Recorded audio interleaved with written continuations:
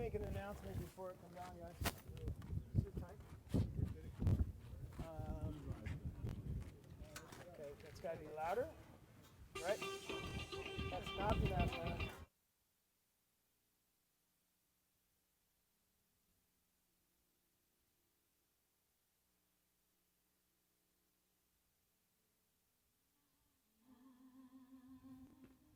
What so proudly we hailed at the twilight's last gleaming, whose broad stripes and bright stars through the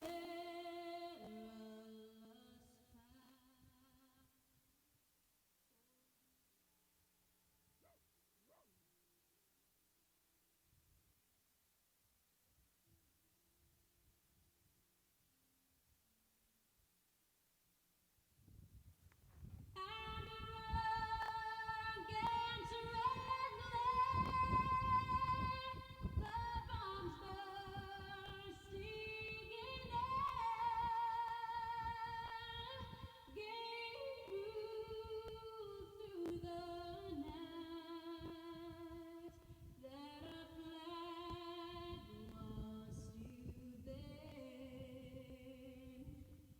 Oh, say does that star-spangled banner yet wave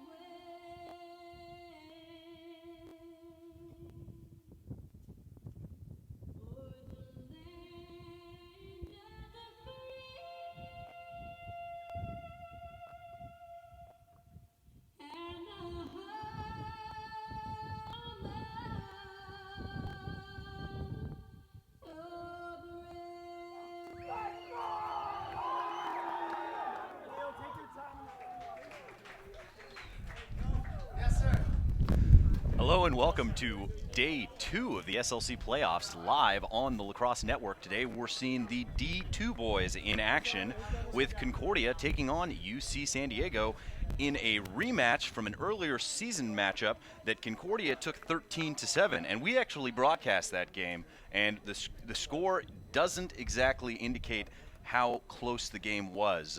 Concordia pouring it on a little bit late, but close until about 5 minutes left in the fourth quarter, and I expect this one to be just as good. Yeah, absolutely, Chris. And talking about that, let's take a look at our SLC pregame matchup between these two teams. Concordia with a very impressive season. They took on a really tough schedule this year, playing teams like St. Thomas and Westminster, but able Chapman to pull as well, off, yeah. and Chapman as well, able to pull off a 10-3 record and a 5-0 conference record. Concordia has never lost to the Tritons, so it'll be interesting to see. And something you see here is the goals for category. Concordia with 222 goals for. These guys have a high-powered attack, high-powered offense, and look for them to be scoring a lot of goals today. Yeah, no, it's just a shade over 17 per game, which is really impressive. If you want kind of an example of what to look for this team, it's think Grand Canyon from the game last night, which was a real barn burner. But it's the same kind of style. They have a couple Canadian players, and they really run and gun. Absolutely, and we're going to get to see our players to watch here just for a second. We have Destin Seguin, speaking of some of the Canadian players, on attack for Concordia, and Brian Sue for UCSD, and we'll check in with those guys in a little bit. And a procedure call on the first face-off for UCSD, and definitely not what you want to do to start this game. You want to give Concordia as few offensive possessions as humanly possible, because they capitalize on a great deal of their possessions.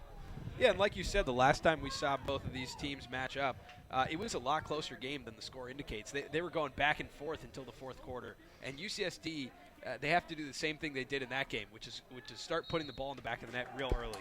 And that's an uncharacteristic drop from Josh Fagan, another one of the Canadian players, who's got a really good stick, one of the best sticks on the team. So an uncharacteristic mistake from him early as the ball goes back to UC San Diego. And with just about a minute gone in the first, might be a good time to take a look at our players to watch. Absolutely. So let's take another look over here. So we have Destin Seguin. I mean, he's from Calgary, and he grew up playing box lacrosse as well. A junior at 170 pounds. This kid is averaging 5.62 points per game. So very impressive. And on the other side, Brian Sue averaging 4.7 points per game. He's got 48 goals and only 4 assists, so look for him to be scoring the goals. Yeah, and just found out today, that Seguin earned the Offensive Player of the Year. And just like that, there's a goal right away by Sirio, the junior, to put UCSD on top 1-0. And that's exactly what you have to do if you're San Diego. Attack the goal and make the most of your opportunities. Absolutely, and that's the way they did it in the last game. They were just gunning it at them from the get-go, shooting as much as they could, and that's what they're doing right there. Yeah, and I think that something San Diego has to concentrate on is keeping normal possessions going and giving their defense a rest. I think that's what really put them kind of in the hole at the end of the game. I think they just ran out of gas.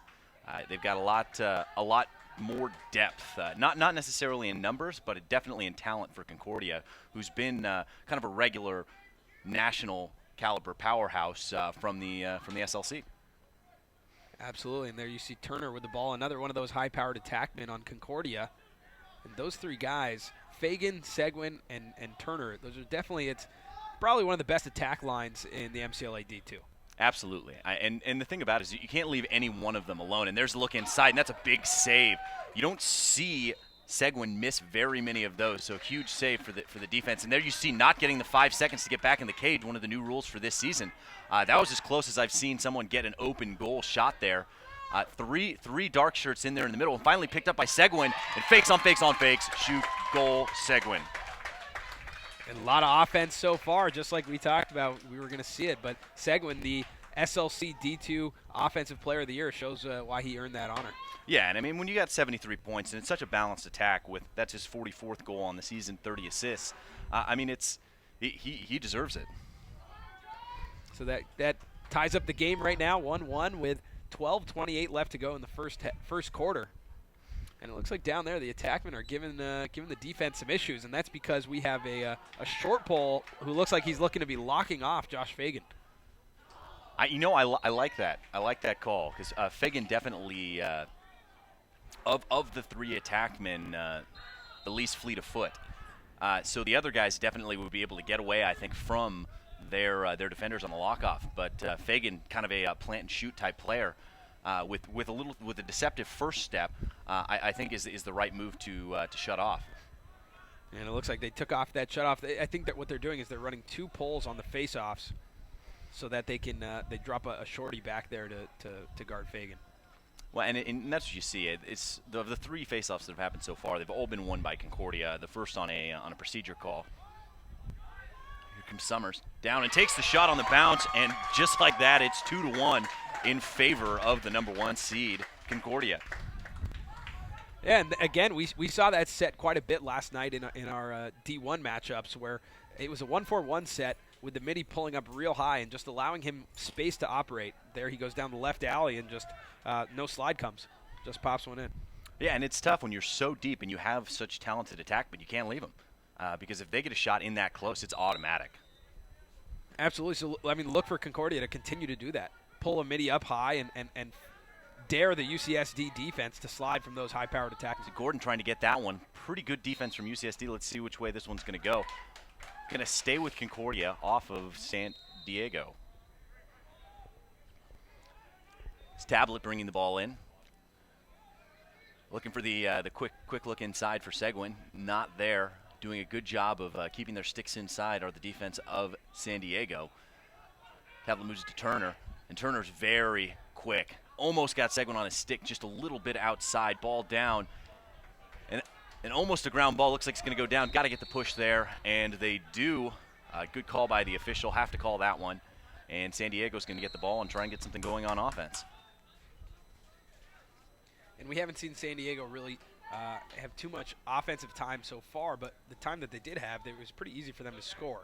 So we'll have to see if that continues. And a little bit of an errant pass, just too close to comfort for Sue to be able to bring that one in. A lot of high-pressure defense, and that's something we've also come to expect to see out of this Concordia team. I know Coach McMahon definitely makes sure his boys are fit and ready to go. And San Diego is going to need a lot longer possession than that to match up against this Concordia. Bannon inside, gets the shot, and that's one off the defenseman. Nice sacrifice your body there for San Diego. And he's got an open line, haven't been able to match up. Looking across, finds Turner. Turner with the shot, and a big save by Simon. And Simon has really impressed me all season. We've seen them a couple times, and especially last time against Concordia, he really kept UCSD in that game. Absolutely, huge saves. And just a sophomore, so the future is bright for this Triton program. Cassidy moves it back. Another errant pass. This is something we're not used to seeing out of Concordia. Usually surgical precision on the offensive end, especially. Cassidy driving. Nice help defense. Coming around the corner, looking to feed inside, bumps it back up top. Looks for the shot, and another big save by Simon. And Scott Jackson, the senior, is one of those guys who can create his own shots and is also a real big body, so he's hard to stop once he starts getting downhill. Absolutely, and Simon now on the clear trying to find somebody. And this clearing game is going to be really crucial for UCSD as they successfully clear the ball. And Becerra able to get through, and that's a nice take, cutting through two defenders from Concordia. Nice look inside, and there's the shot, and a big save. Can't believe he got in front of that one. It's Cook. That's going to be off. Oh, wow, it stays in. And that's going to be a push going against Concordia. Something you really didn't need there. And UCSD has been one of the few teams this year who's just able to pick apart Concordia's defense. Somehow they seem to get wide open looks, just like that last one. Yeah, because I mean, if you look for 222 goals for, they only had 83 against, which is a really solid average. And I think they're taking advantage of some of the pressure that Concordia brings.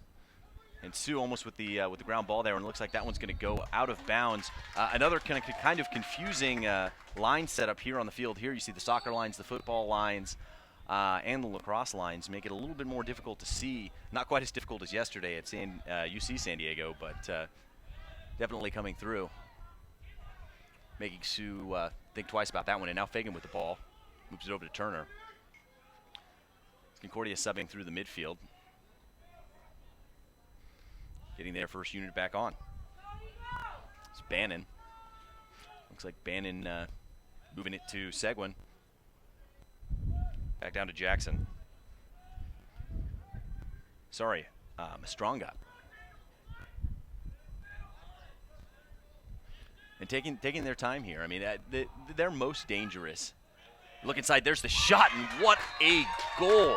That one coming from Tablet, and 2 goals ahead already, 8 minutes to go in the first, and this is not how San Diego wanted to start this game. Absolutely, and that's why you see this timeout call right now by UCSD. They have to figure something out. They've gotten some decent opportunities on offense, but I think the issue is they haven't settled the ball down yet. They really haven't played 6-on-6 yet, and that's where they really excelled last game. Absolutely, and limit the unforced errors, because I've said it before, I'll say it again, but Concordia is one of the best teams in transition in the SLC, Division I or Division II. They really bang it. And during this break, we'll take the opportunity to let you guys know that everything you see here today and for the entire SLC tournament is through the eyes of TVX Video. You guys can check out tvxvideo.com to find out more about how you could get some of this great filming. Yeah, and Ted, I can't say it enough, is one of the best lacrosse filmers I've ever seen. He captures the game in a way that really makes it enjoyable for us to watch, and I hope for you at home as well. Absolutely. So you guys check out tvxvideo.com for more information. And also be sure to send your comments to us on the feed below the video, as well as on Twitter at CMarshallTLN, and to Samir here at SChaudhry24. We'd love to hear where you're watching from and what you think of the broadcast and what you think is going to happen today in this game, as well as the second game where Occidental will be taking on Cal State Fullerton in the other semifinal today. Another rematch game. Those two met earlier in the season. It ended with a 13-9 score. Again, a score that was a lot closer than the numbers indicate, but going to be an exciting one to see. The winner of this game will take on the winner of our second D2 semifinal. And tomorrow, we'll have the D2 final game, which will be the winners of these two games, and then UCSB taking on Arizona State, and that should be a really interesting one. Yeah, no, it'll be interesting to see if UCSB can use the day today to recover from that double overtime game against Grand Canyon last night. Yeah, one of the better games I think I've seen all season. It was really an impressive game. Absolutely, and both sides too. I mean, really played well. And the ground ball coming to Concordia. Here's Yount looking across for Jackson. No problem for him as he's looking for Seguin. Finds him in down to Fagan. 7:40 to go in the first. Turner. And looking very comfortable in their offense is Concordia. And I like this about Concordia. I like when they spread out their offense and really utilize all the space on the field.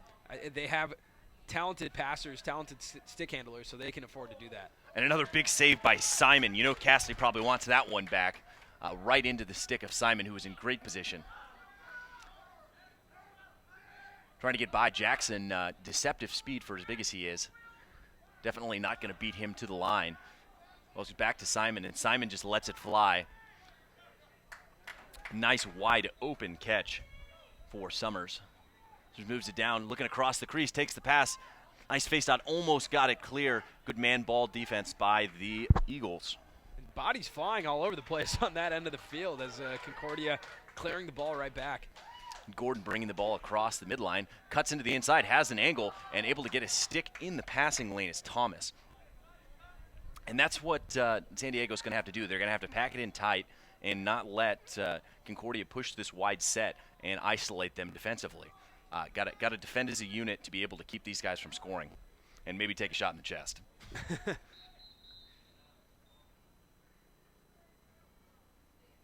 ref calling his time. Looks like player has to mark. It's like a mouth guard, maybe. Mouth guard, possibly, yeah, or a chin strap. Matranga going to bring the ball in. Another one of the big players for Concordia. Concordia's got a lot of big guys. And they call him in the crease. That's a tough call from all the way over there. That's a tough call. But I guess the ref saw something that we didn't see. And an uncharacteristic overthrow from Simon. Great ground ball by Concordia. Looks like he's going to bring it across. And looking for Seguin. Can't quite get it, but that's going to stay in. And Seguin trying to get around, get to that ball, and then pushed out. Let's see which way it's going to go, and rightfully called for Concordia. Seguin going to bring the ball in, try and take advantage of the quick whistle. Has an angle, gets around, nice fake inside, cuts through two, and off the inside pipe. What a shot. And then tries to flip it back to Turner, who can't quite handle it. Wasn't expecting that one, but what a spectacular play from Seguin. Yeah, how about those handles right there? That was Mark Matthews-esque. Exactly. That was, what a play. I mean, that's definitely the box lacrosse style coming out. Seaman moves it to Cassidy. Back to get the first line in with Jackson, down to Turner and over to Fagan. 5:23 to go in the first. Still a 2-goal lead for Concordia, but San Diego has been threatening when they get to the offensive end. Jackson, nice move inside, gets his hands free, takes the shot and scores the goal, and that looked easy. Scott Jackson, he's got a big body, and he kind of just buries his way in there. Yeah, I know. He reminds me a lot of Justin Shields. Right. See a guy who's a real big kid, but is also extremely athletic, and he's got that kind of sidestep that you just don't expect him to have, and he will just blow right by you. Absolutely, and that puts Concordia up 4-1 with 5 minutes and 9 seconds left to go in this first quarter. And again, we see UC San Diego going with that double pull look on the face-off, shutting off Fagan down there. And that's a nice ground ball coming from De Leon. Gets it inside, and they just can't get their hands free to take any shots. Let's see what the call is here. Going to be a hold going against Concordia, and a nice break there for the Tritons, able to maintain possession off of the drop. Yes, Sue and the other Tritons having a little bit of a tough time just handling the ball. And it's, credit to Concordia's defense for putting the pressure on their hands.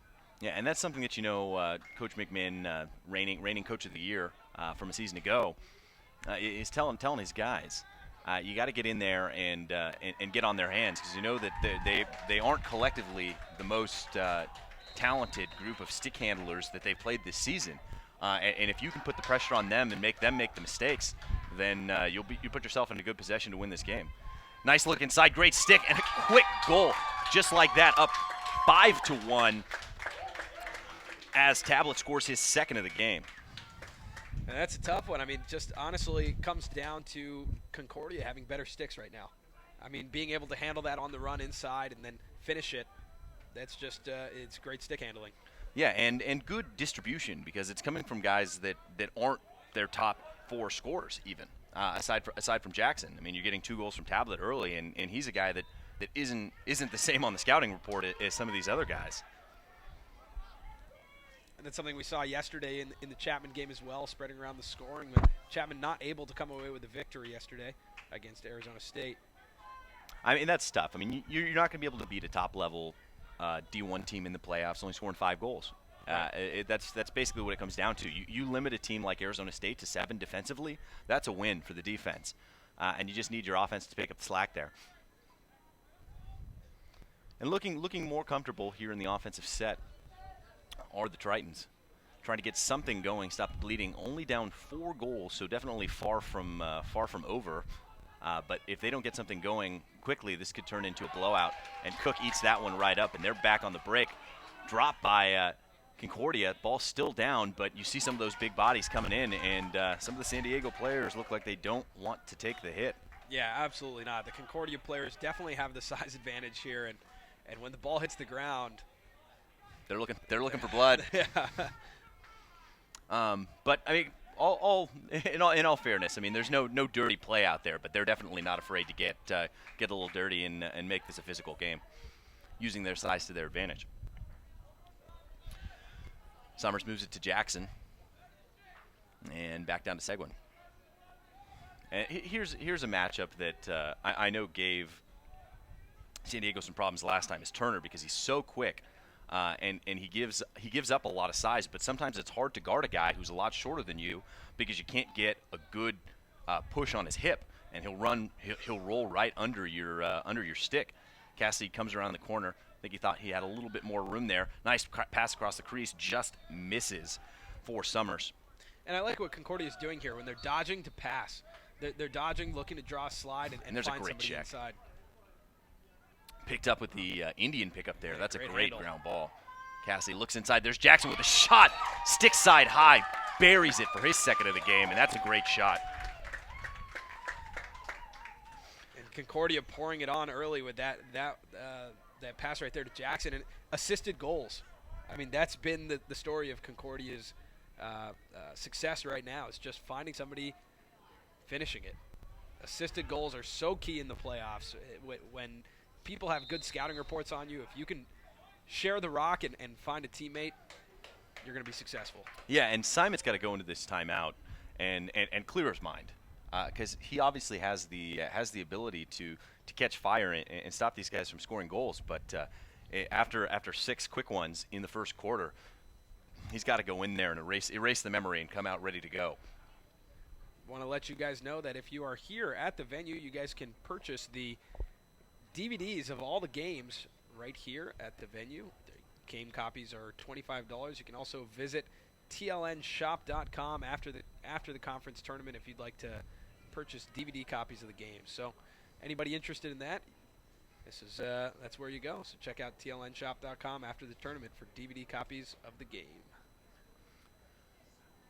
So And it's exciting to see these teams, especially Concordia, playing as well as they are. It seems to me that they're peaking at the right time, and going to be a real force in South Carolina. Yeah, absolutely. They had a close game with St. Thomas. You know, a 7-point game with the reigning champions. Not bad, but they've really had an impressive season, beating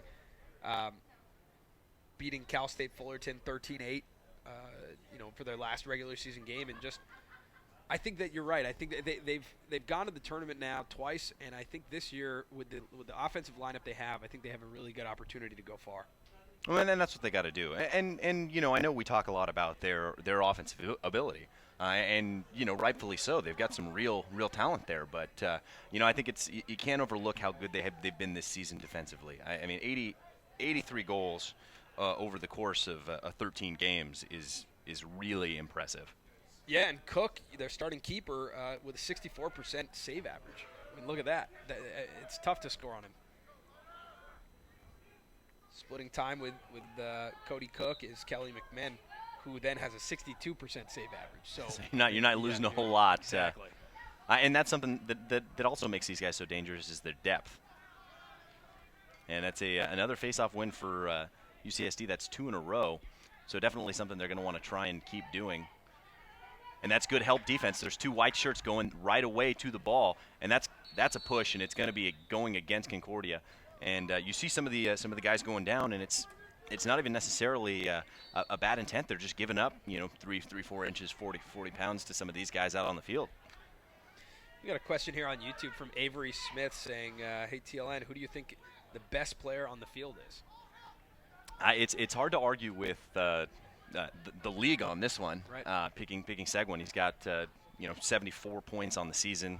Pretty balanced attack. He's a really talented player. He's got a great stick, and he really makes the rest of his players better. Yeah, already has a goal today. So take a look at Destin Seguin, number 21 from Calgary, Alberta, Canada. Number 21 on Concordia. And Tablet going to bring the ball in. See if they go back into their settled offense. As Jackson, working from X, draws the pole. It's going to be an interesting look in the invert with Jackson working from below GLE. Tablet moves the ball up. Bannon. And down to Turner. And again, this is the matchup that we talked about earlier, where Turner loses his footing. Turf Grenlin's out there. And picked up by De Leon, who's been doing a pretty good job on Turner so far. But he's the kind of player that can explode at any moment. Sees him coming. Nice bounce pass. Gets it to Kurds. Back down to Sue. And Sue's got to start doing something offensively, cutting and moving around, trying to lose his man to see if he can get something going for his squad.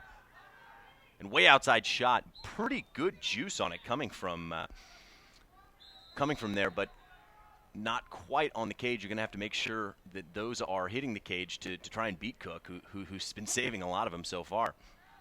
Yeah, and last year in the SLC D2 championship game, we had Grand Canyon playing and winning the SLC D2 last year. We saw them last night play a great game against UCSB. If you didn't get an opportunity to watch that, you can check out the replay today. I'd recommend watching that game. It's going to push out. Let's see what the call is. I think we're going to get a timeout for Concordia. Kind of surprised not to see the push there. Definitely in the back. Concordia fortunate not to get a flag. Looks like the ref's talking it over. Let's see if we can hear anything going on over at the table. Guys, step back. Go ahead. 1,000, 1,000. Don't throw it, you knucklehead. And that's Matt Holman, who's mic'd up over there on the other side of the field, running the table, president of the SLC. And looks like that takes us to the end of one right now.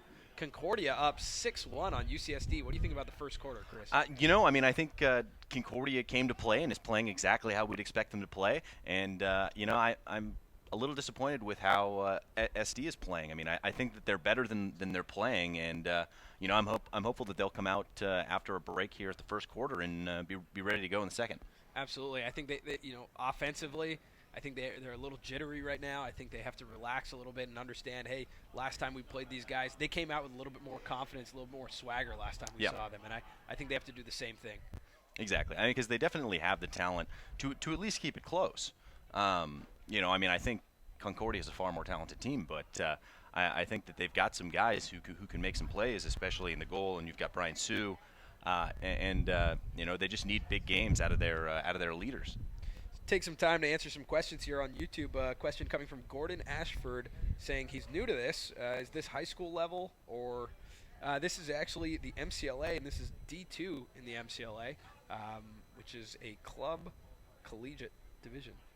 the Men's Collegiate Lacrosse Association. So that's the level we're at right now. You can watch this game and another SLC D2 game right after this one. And then tomorrow we have SLC D1 action as well as D2 in the championship games tomorrow. Another question, Chris, I'd love to hear what you think about this. JJ Herbert, 21, asks, any defenders I should keep an eye on this game? You know, that's a good question. I mean, I think it has to be one coming from the Concordia side, and Brendan Yount is a junior defenseman. He's a real good player. He's got a couple points, but if you watch the way he attacks Brian Sue is the matchup, who's the number one guy for the Tritons. He's all over his stick all the time, and he's always matching feet, and his head's on a swivel. So he's the guy in this game that is the top dog when it comes to defense. And Brendan Yount, the junior defenseman, with actually a goal and an assist on the season. Yeah. So 34 ground balls. The official giving these guys a little bit of a lesson.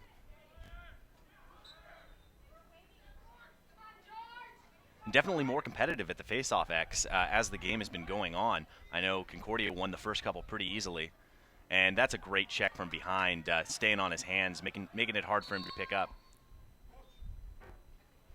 Let's see, it's going to be a hold going against San Diego, and Concordia is going to get the ball. It's pretty cheap call there, and I think you're fighting in the scrum to get that ball, and yeah, I'd like to see him let him play a little more. Here's Cassidy, the transfer from Sonoma State, who's playing today as well in the WCLL tournament. Yeah, Sonoma having a bit of a resurgence, a real good team in the late 90s and early 2000s, and had a couple of off seasons, but worked their way into the top 5 this year, and is expecting to make some noise in the postseason tournament. And in the crease again, and we talked about it before, but I think these lines are very tough to see. It's tough for us to see from here, and I'm sure it's tough for the players to see.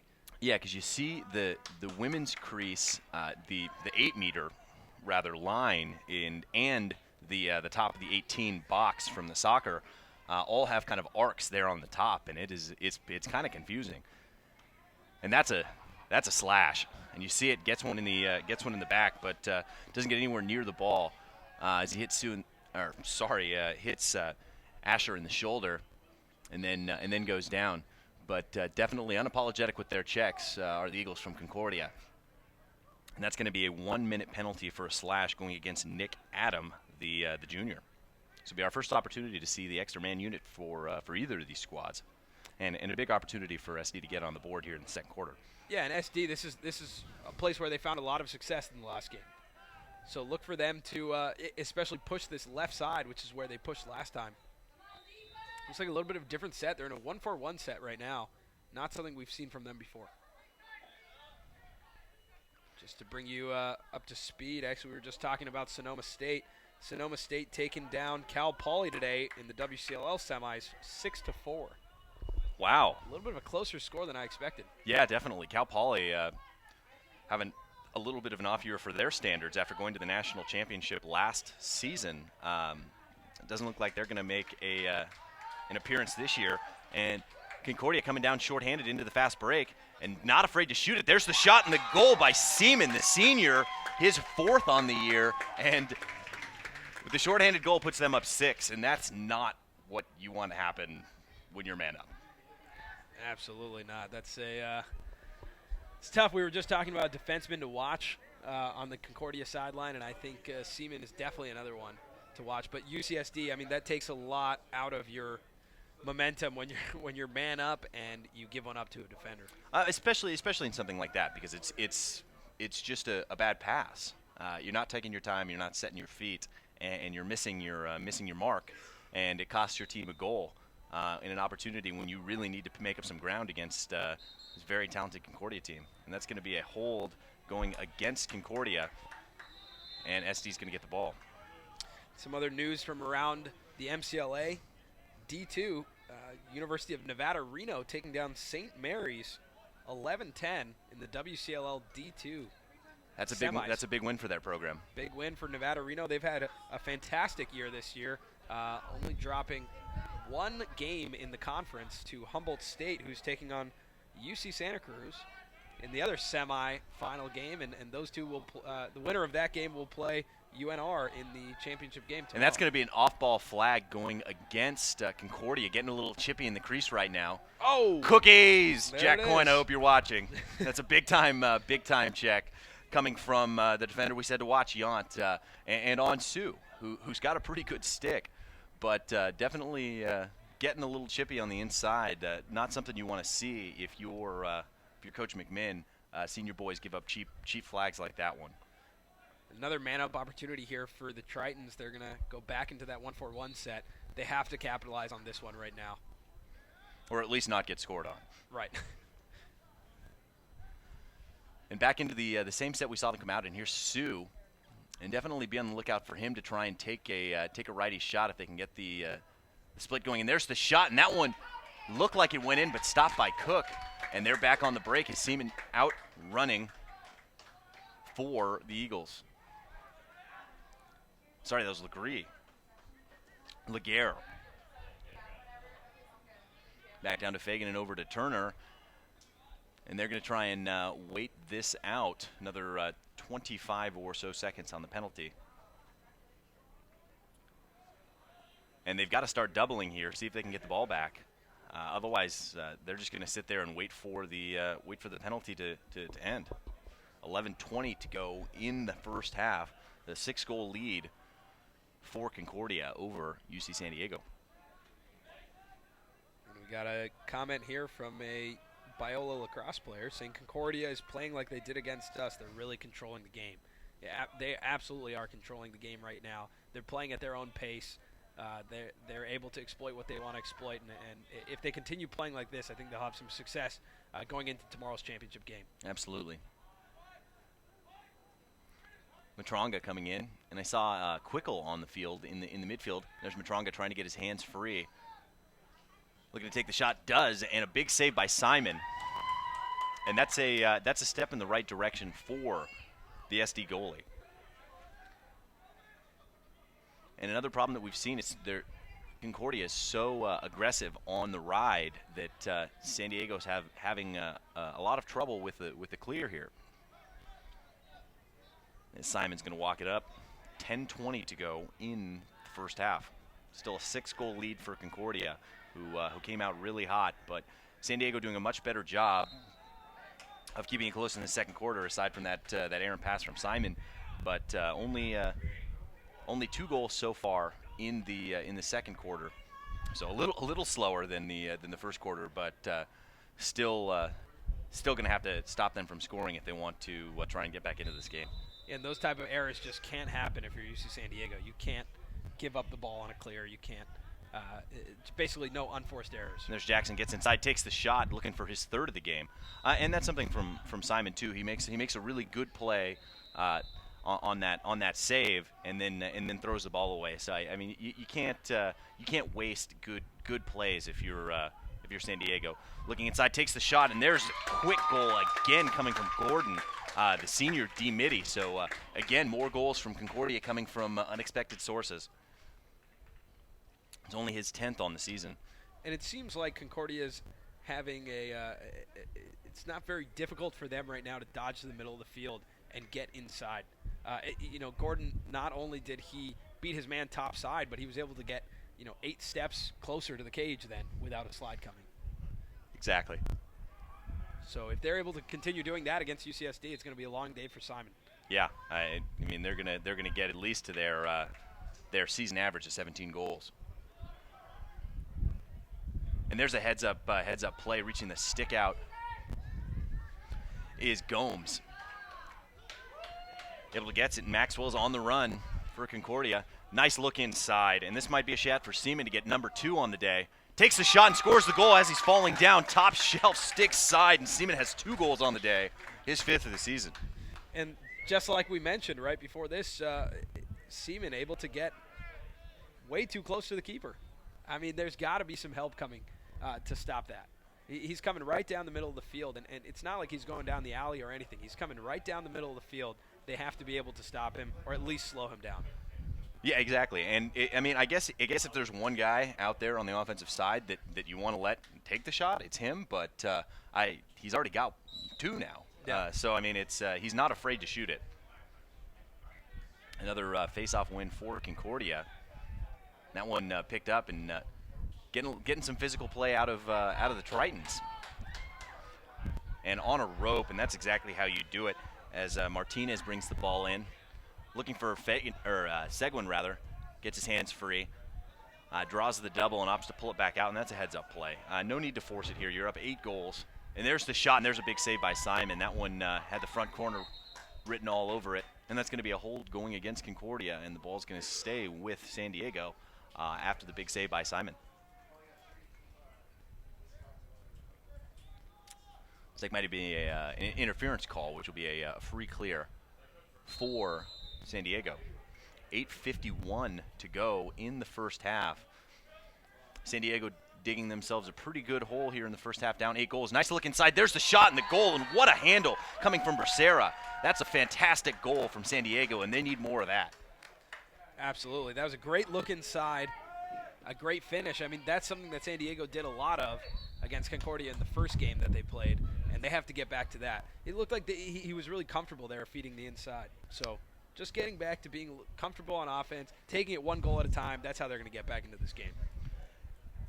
Definitely. I mean, that's what you need to do. And if you're since Sue is getting so much pressure right now from Yount, that you need some of that scoring to come from other places on the field. Another face-off win for San Diego. Thought it goes down, can't come up with the ground ball as Summers picks it up, Matranga rather, for the Eagles. Gets it over to Quickle, and they got numbers right now. Quickle looking, finds Turner with the shot, and that close, he does not miss. And that's number 10 on the day for the Eagles already with 8:25 to go in the first half. And Concordia is on track right now to, what did you 30? say their season average was? 17. 17. So, I mean, definitely on track to meet that average, if not exceed it. Yeah, and the thing that's scary is they're getting it from guys like Quickle, who's listed as a face-off specialist. So definitely not someone who they even consider to be an offensive midi at all. Able to get out and run the break with the attackman. And there's the looks like a push in the back, and it's going to be. Let's see which one they call. It's going to be the second one, and wait, the first one. Sorry. Yeah, this is confusing right now, but looks like it's going UCSD's way. Yeah, no, you see the second push is the one that is obviously more obvious, and that's the one that they didn't call because they called the other push first, trying to go over the head. There's a nice stick fake, going to come around the corner, takes the shot and scores the goal, and that's a fantastic goal coming from Asher, his 10th on the season, and matching goal for goal right now is not going to be good enough for San Diego, but at least starting to get the offensive legs going, and that's what they need to do. Yeah, absolutely. I think it's important for them to not really look at the score right now, but to think about it just goal to goal and just chip away at this lead and see what they can do. They're going to have to make some big stops on defense, but if they can keep this up offensively, they're going to get back into this game. Yeah, I mean, the important thing is to think, if you're San Diego, is that there's still a lot of time left to play. There's still 7 minutes here in the first half, and there's a big ground ball coming from De Leon, who's another one of the talented players for San Diego on the defensive end. There's still a lot of time. I mean, all you have to do is win, 2 of the last 3 quarters, and you put yourself in a position to be competitive for the rest of this game. Sirio going to bring the ball in, finds Curtis, and back down to X with Asher, who just scored that goal. Nice look inside, takes the big hit, pays the price. He's down. Yeah, it looks like he maybe injured in the midfielder. Surprised not to see an attackman come in or see them stop the game here. As the ball's down, takes the shot, and that one's saved by Simon and then rolls over the top. The goal coming from Matranga as he gets in, and that's a real backbreaker for Simon and for San Diego. And looks like Becerra is on his feet and making his way off the field. So good to see that he's at least able to get up under his own power. He took a pretty good shot there. And it'll be interesting to see how Coach McMahon plays the rest of the game. I mean, he has to be starting to think about the championship game tomorrow, and they have to make sure that they secure their spot as the #1 team here.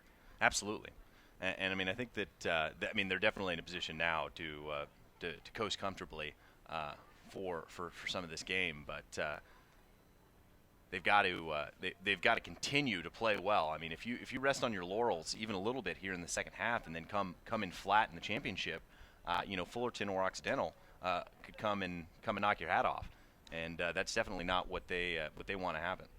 Absolutely. So right after this game, 5:30 Pacific time, we have Occidental Tigers taking on the Cal State Fullerton Titans.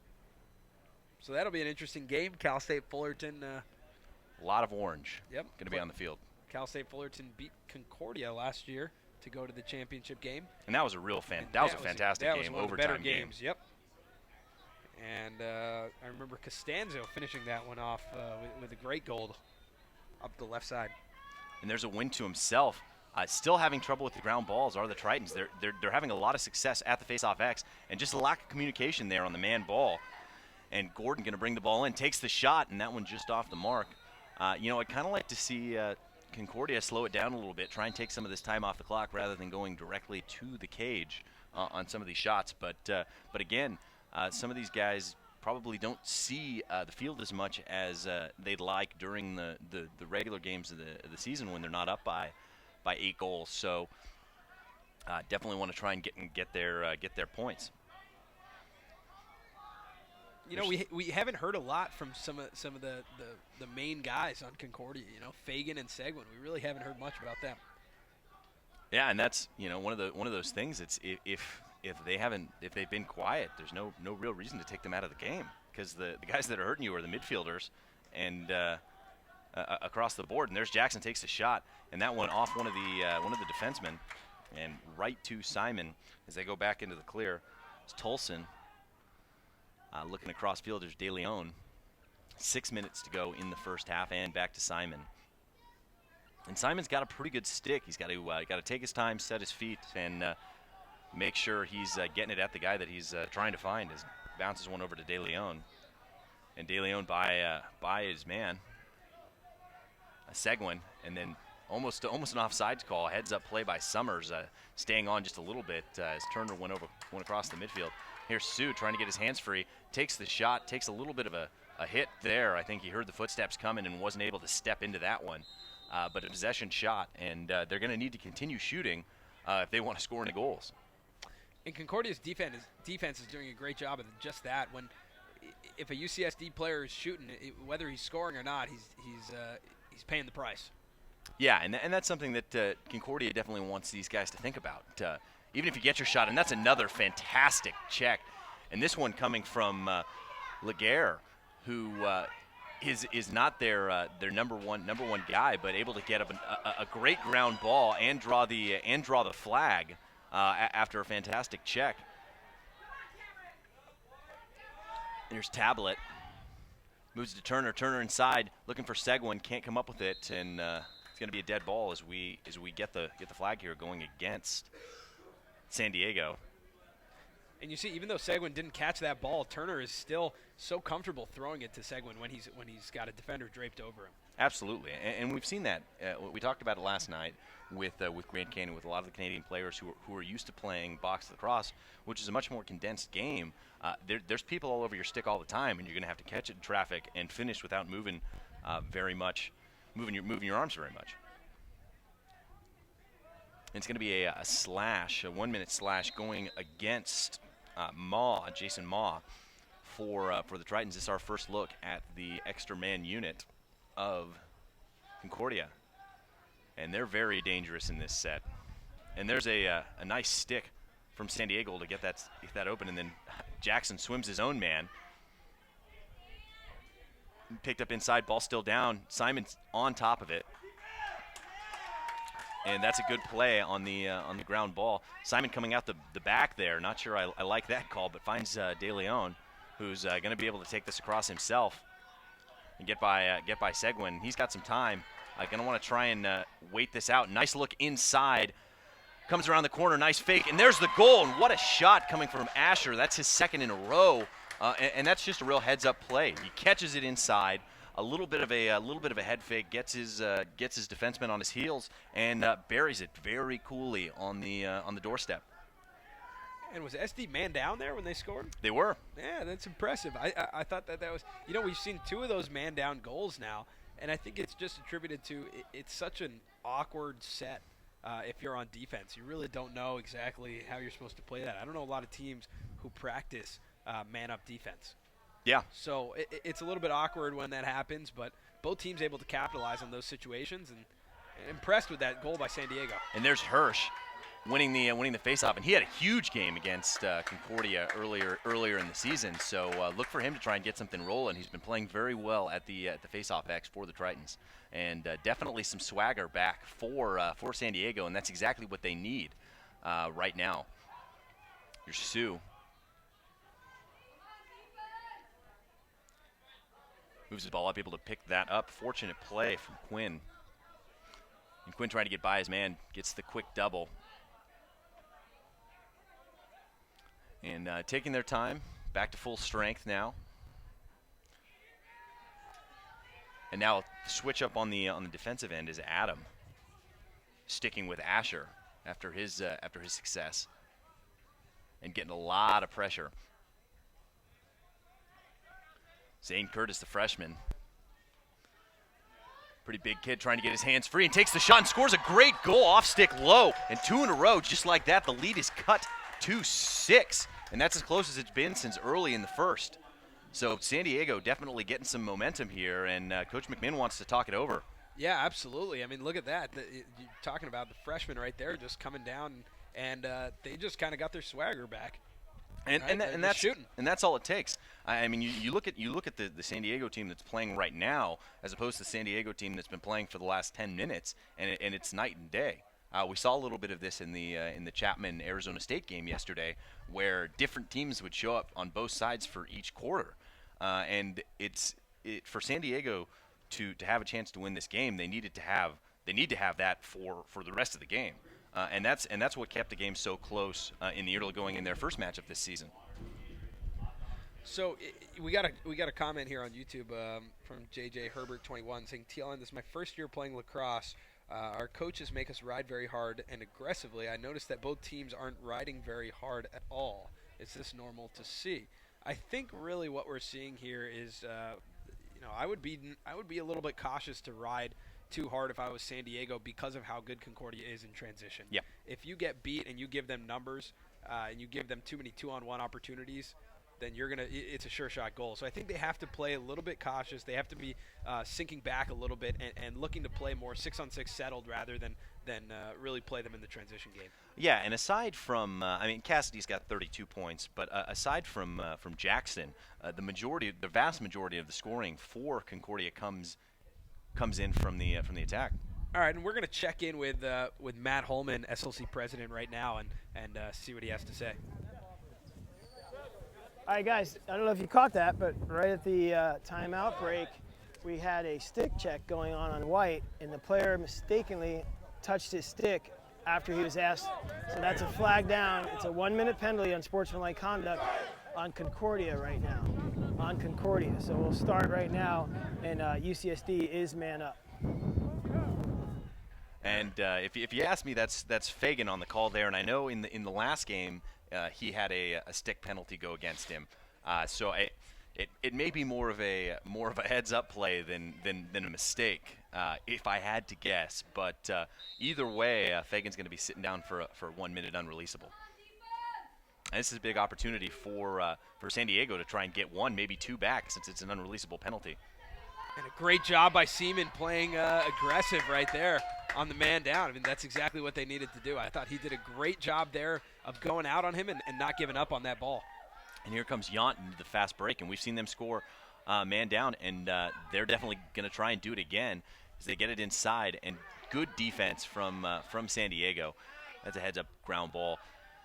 And Seguin going to bring the ball in from X, probably going to hold it and see if they can get get back to full strength here after not being able to score on the fast break, and then throws that one away. Uncharacteristic mistake coming from Seguin, as the ball's going to go back to the Tritons with a little over 20 seconds left in the penalty. And no balls on the sideline here. That one not a problem, but if there is any kind of delay of game penalty, it's going to go against the higher seed Concordia as the home team. So definitely something Coach McMinn will have to think about if one of those balls goes into the stands. And just about back to full strength here, and we're even.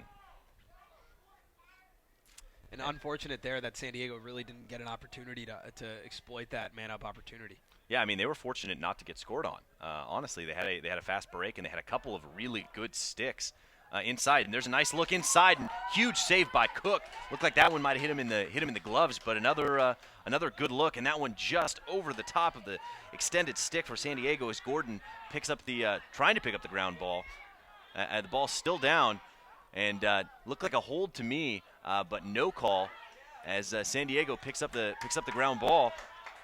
It's Thomas, brings it across, and what a handle from Ochai as they go back on the offensive end, and that's exactly what you need. Just walking the tightrope there on the end line from San Diego. They need to be overly aggressive on those unsettled situations where the ball is down. Early in the game, Concordia was really controlling the ground ball game, and that's something that San Diego has got to do a better job of, and you can see that they are now. So it's definitely something that the coach probably talked about on the sideline. This nice flip coming in, Seaman with a couple of late hits. Fortunate not to get and there's Becerra who able to pick up the ground ball, but then loses his footing. There's a double team. And there's a big shoulder coming through from Gomez, a senior who's big boy. Yeah, right back into the break. They didn't get a flag on that one, to be honest. Yeah, I mean, I've seen a lot of calls on something like that, and there's Bannon on the shot just off the mark. Actually seen that been called, unnecessary roughness. Been seen that called as a ward. But yeah, definitely fortunate not to get a flag there. And Turner still got it, and you can hear the fans in the stands calling it out. And Coach McMinn wants to have a timeout here with 5.8 seconds to go in the first half, but definitely a much improved look for San Diego in this. An interesting timeout call with just under 6 seconds. I think he wants to try and maybe get a shot off here. I think that Turner probably didn't know that the half was this close to being over. Absolutely, and I mean, 5 seconds left here. If you have a timeout, you might as well use it. And why not? San Diego got a little bit more momentum here in the second quarter, and going into halftime, if you can score, you want to cut that. If you're Concordia and Coach McMinn, you want to cut their momentum and go into the second half controlling the tempo of the game again. Yeah, and I think this is a learning moment for this team. You never know when you're going to have to score a goal in 5 seconds. You get to the end of the game, it's a tie game, or you're down one, and you need to draw something up. And here's an opportunity to try something like that in a real game environment. Let's see who's going to start with the ball. It's going to come up to the top left, I think, and it's going to be Jackson. It looks like going to take the ball, and I don't hate that going with the pull on Jackson, but I think he can be able to create his own shot here. And that's just about all you're going to be able to do unless he moves it right away.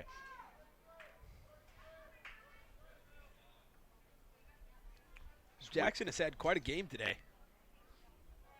I think he's really stepped up, impressed with the goals that he has scored. Yeah, look for some picks on the inside with Fagan and Seguin as 5-4 and able to get by his man, takes the shot, and a big save by Simon because that's the last thing San Diego needed at the end of the half is to give up a goal and push the lead back to 7. But pretty solid second part of that second quarter for San Diego, scoring 3 quick goals and getting them right back in the hunt here. If they can continue to slow down the Concordia offense and score goals, then this game is definitely not over. Yeah, absolutely. You know, pretty impressed, though, at the end there that Concordia was able to get a shot off in 5 seconds. Yeah. I mean, Jackson really just beat his man down the left alley and then uncontested again, able to just get a shot on Simon. So I think UCSD needs to think about that going into the second half is how can we contest these guys when they're coming in that close? Definitely, definitely. And definitely just a reminder that you're watching the SLC Division II semifinals live on the Lacrosse Network. I'm Chris Marshall, joined by Samir Chaudhry. Stay tuned for second half action here live on the Lacrosse Network.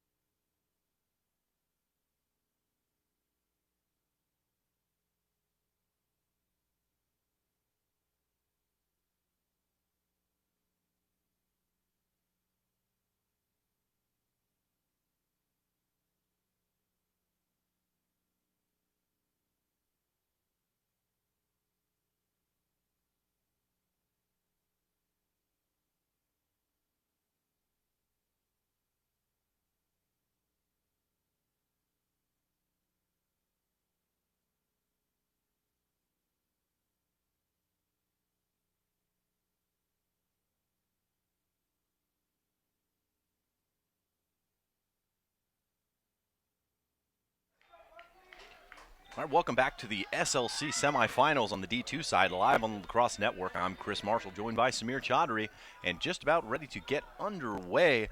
A nice flurry of goals coming from San Diego to cut the lead down to 6. Had been as many as 9 for Concordia, and it'd be interesting to see what they do coming out here in the second half. And right back into the fast break is Gordon, who already has a goal on the day. Look inside to Turner. Turner takes a shot and scores the goal, and just like that, the lead is back to 7. And Concordia only needs 13 seconds to get on the board in the second half. Great goal there by Turner. He caught it and was kind of fading away from the cage, but drops the stick low and able to just finish it on Simon. Yeah, and that's off stick, off the hip, and that's a really tough save to make if you're Simon. So definitely not something that's that he can that he needs to be worried about. It's just a great shot from in close. They got to do a better job defensively on the fast break. Hirsch able to win it to himself and get the ground ball, and that's a big face-off for San Diego. I know Hirsch has been having a little bit of trouble with all the pressure getting the ground ball, so definitely something that if he can continue to do that, that'll be a big deal for the Tritons. And huge for Concordia to come out and just set the tone for the second half of this game by just scoring within 13 seconds. 13 seconds. I mean, that's a big play for the beginning of the second half. And Sue again trying to get his hands free. Can't get away. Been pretty quiet so far. I mean, working on Yount. You know, both of our players to watch that we profiled so far in this game have been somewhat quiet. Seguin with a goal right now and a couple of nice plays, but really both of them pretty quiet. So trying to get in, flips the one-handed pass. Definitely not what he wanted to do there. Seguin able to pick it up, and if he gets free here, and I don't know why he didn't come through there. He's going to score the goal, and Seguin just like that. We were just talking about how he'd been quiet, scores a goal, and that's 2 goals in 1 minute and 15 seconds for Concordia, and that's not how you wanted to start the game if you are San Diego. And you know, that goal reminds me a lot of Carson Barton's goal yesterday when we saw him pick up the ground ball, and we both just knew that within one step he was going to score the goal. Absolutely. And his stick, and you mentioned it yesterday, when you're used to shooting on the 4x4s with a guy who's 6x6 standing in front of it, it's easy to pick the corners against these full-side outdoor goals. And that in my opinion, I guess, is a mental error from Zachary Thomas, the freshman, just showing his inexperience there, not dropping in and waiting for the other guy in like a regular break setup, and that went off the inside pipe. Fortunate it wasn't 3-0 with only 90 seconds gone as Simon picks it up. And right there, you know, again, like I was mentioning in the first half, Quickle, once he beats one guy, he's got a wide open lane to the cage. And that's really all it takes. A nice over-the-head check. And Jackson can't quite pick it up. Picked back up and then dropped by San Diego. And Jackson's going to be able to get that and goes over the shoulder. Nice handle inside. Going to get his hands free as Cassidy takes the shot and just off the mark. But what a handle on the behind the back from Jackson. And right off the quick whistle, Concordia going back into their offense as Jackson moves to Cassidy. And Cassidy might have the matchup here if they want to drive. And Fagan gets it inside to Seguin. Seguin gets his hands free and off the inside pipe again, and then Cassidy with the Indian pickup and then buries it into the empty goal. And that's 3 goals in under 3 minutes for the Eagles, who came ready to play in the second half. Absolutely setting the tone right now. 3 goals immediately right off the bat and coming from 3 different players. I mean, they really are setting the tone and getting ready to send themselves into the championship game. You'll see a goalie change here for Concordia. McMinn coming in the second half. Him and Cook have been splitting time, but both, as we talked about before, unbelievable save percentages. Yeah, I mean, you get north of 62 on the save percentage. You're in a pretty good spot. And there's Hirsch again winning the faceoff and unable to maintain possession on the ground ball. We see Seguin coming in looking for Fagan. Fagan with the big stick and the fake, and that's 4 goals in 2 minutes and 38 seconds for Concordia, and they score in bunches. And that puts them up 10 goals right now in the third quarter. And that's a tough place for San Diego to be. Yeah, and you see the stick handling there by Fagan. Seguin just fires it in there. And Fagan, again, a lot of confidence in his stick and a lot of confidence coming from Seguin, as those guys, both Canadian, both with really good sticks. And I think we see Bannon right now with a long pole on the wing there for Concordia. Is that right? That's what it looks like. That is Bannon. Looks like they're doing switching things up a little bit here with their midfielders. You know, it's a good opportunity to try and get some guys some extra work at some of the other positions. Definitely not the deepest team in terms of numbers. A lot of talented kids for Concordia, but they're going to have to double up on some of these positions to hang with some of the virtual varsity D2 programs like St. Thomas. Concordia has really impressed me with the way that they're able to swing the ball around and just their ball control, their stick handling. And as I say that, they lose the ball, but just to watch the way that their attackmen and their midfielders can control the ball is very impressive. De Leon with the cross-field pass. It's Tolson able to get his stick away and moves it to Hirsch. And Hirsch looking for Becerra, who can't come up with it, and then finally picked up by Ma. And Ma trying to flip it over, not as comfortable with his stick, and throws the ball away as Concordia back on the break, starting with Gomes.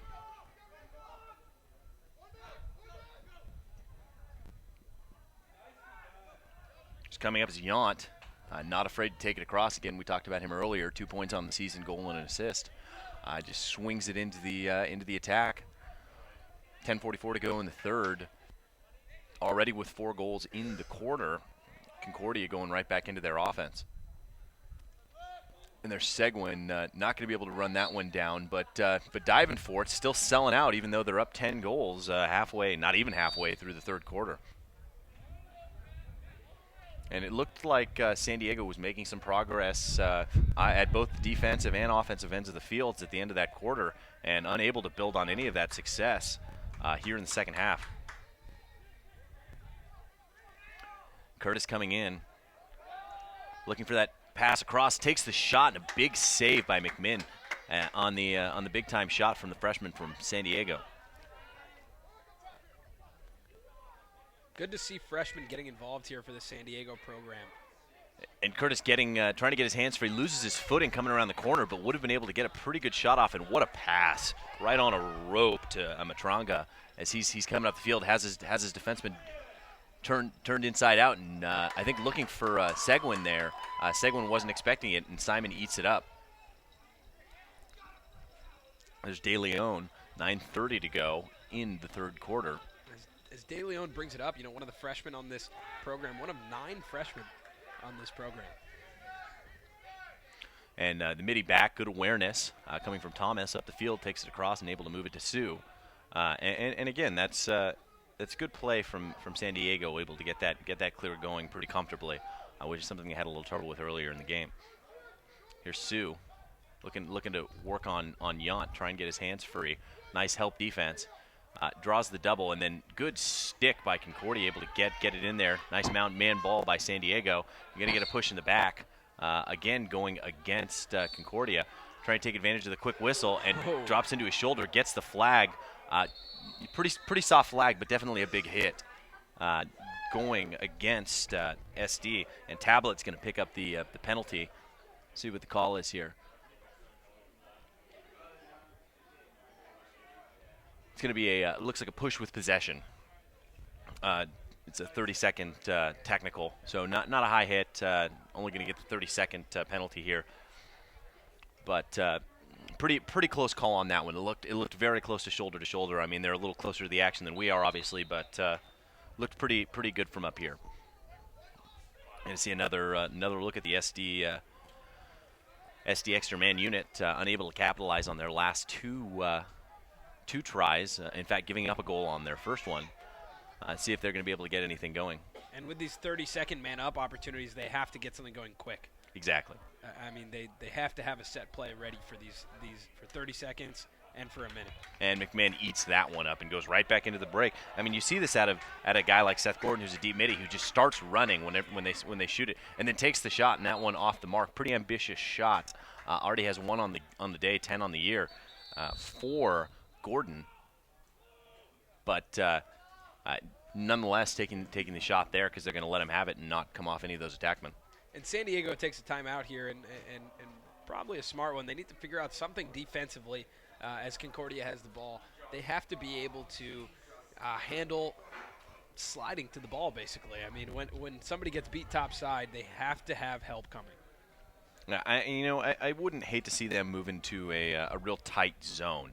Make them shoot from outside. You got a pretty good goalie in Simon. I know the score doesn't fairly assess his level of play. Concordia having a lot of opportunities in close, and there's not much you can do about that if you're a goalie. But if you keep them from shooting outside, it gives Simon a chance since they're having trouble on the slide. Let's check in here with our SLC players to watch. I mean, you see Destin Seguin, and who has impressed us today. He has 2 goals on the day, but averaging 5.6 points per game. I mean, we definitely haven't seen that yet out of him. And then Brian Sue on San Diego, averaging 4.73 points per game, and we really haven't seen much out of him today. And that's all Yount, who's been all over him, really aggressively playing him on and off the ball. So there's not a lot you're going to be able to do if someone you get a top-level defenseman who's basically shutting you off. It's tough for San Diego because he's their big gun, and some of the other players like Hirsch, who's taking a lot of runs from the faceoff X, who had a big game the last time these two teams played, isn't really making a whole lot of noise. And we're out here at Del Norte High School, and as you can see, some of the boys from the Del Norte High School lacrosse team out here enjoying the action, sitting safely behind those nets, behind the cage. So still pretty risky if you ask me. I'm probably not going to be sitting there anytime soon. Taking one too many shots to the side. Let's see what Concordia comes out here with. I mean, they're staying with their starting group, and be interested to see where they dodge from. I mean, it looks like they're giving Seguin some room to operate. Comes around the corner, nice stick fake, looking inside for Turner, but Fagan picks it up. Turner going through the crease. I think thought that pass was for him, and then just looked away and didn't see the crease coming through. And I didn't see where that ball went, but somehow Josh Fagan ended up with it in his stick and in front of the cage throwing fakes. So, well, and that's something they're just throwing fakes. And that's something you see out of these two guys. I mean, Fagan and Seguin work so well together because their sticks are so good. They just throw it at each other, and 9 out of 10 times they catch it. And there's matching feet on defense. So now Turner's caught on the defensive side. You think if you're De Leon, you might want to try and exploit that. I mean, they've got Sue. Sue's going to get the double, spins through, loses the ball out of his stick, and it's going to be an offsides call.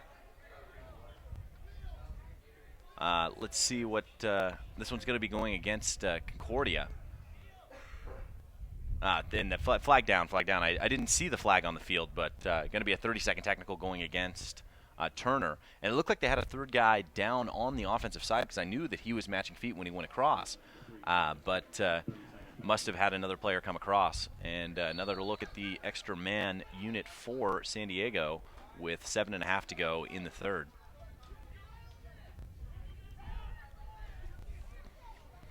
San Diego definitely has to get something going early in this man-up possession. I mean, probably only about 20 seconds left in this one. And Quinn just coming around the end, takes the shot, and that's going to be backed up by McMinn, who's diving on the play. And that's something you don't see any give up in these Concordia guys, even though they're up 10 goals. And here comes Seaman, who has 2 goals on the day. Looking across field, and what a handle. And back into the offense, that was Sean Lee, the sophomore, who's out on attack right now, making his first appearance of the game for the Eagles. And I think we'll start to see Concordia cycle in some of their bench players, utilize some of their depth, and get some fresh legs, get some playoff experience with these guys, and save some of their starters. And you see the official wave off the flag there, threw the flag for the offsides, and it's another offsides call going against Concordia, but no flag since they had possession of the ball, just a turnover. De Leon has it. He's got a wide open Jason Ma. Brings it across, looking inside, finds Kaufman. Up and looking, trying to throw the bounce pass. It's Tran, but can't get it across. And Concordia gets possession back and go right back into their unsettled break. Gordon going to bring it across. It's been a pretty common occurrence for Concordia this game. And there's a drop from Fagan. I don't know how he kept that one in, barely on the end line there. And what a great play from De Leon, able to get that one across to Thomas. Thomas can't quite handle it, but picks up his own ground ball, and is going to find Simon. 5:53 to go in the third quarter. As Simon back to De Leon. De Leon crossfield pass looking for Thomas. Tolson, rather. Sorry. And he brings it across. Seguin looked like, oh, he didn't go over. They had one more back. Looks like Seguin is over now. Quickle stays back, and they're off. Oh, no. And Curtis gets through again and scores another goal. And that's his third on the day for Curtis. And really having a little bit of a come-out party today is the freshman who has 8 now on the season. Only 5 goals coming into this game, and playing very well, fighting through the defense. And a bright future for him as he's only a freshman here with this UC San Diego team. Only 4 seniors on the team for UC San Diego, so I think that they definitely are an up-and-coming program. Yeah, and interesting to note that this is this once was a top D1 program and made the move down to Division II, and it's good to see them making some headway here.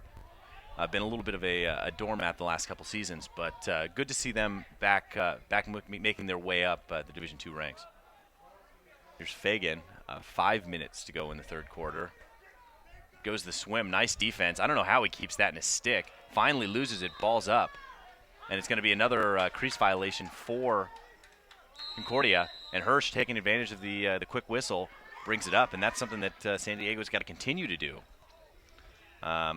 See if Hirsch take advantage of this unsettled situation. Gets it across to Quinn and back into their offense. And I think some of the things that San Diego's been successful doing is exploiting the Concordia defense in the unsettled situation. So I know that they need to give their defense a rest and that they can't get into a shootout with these guys, but they're going to need to start going right at the goal pretty much right away.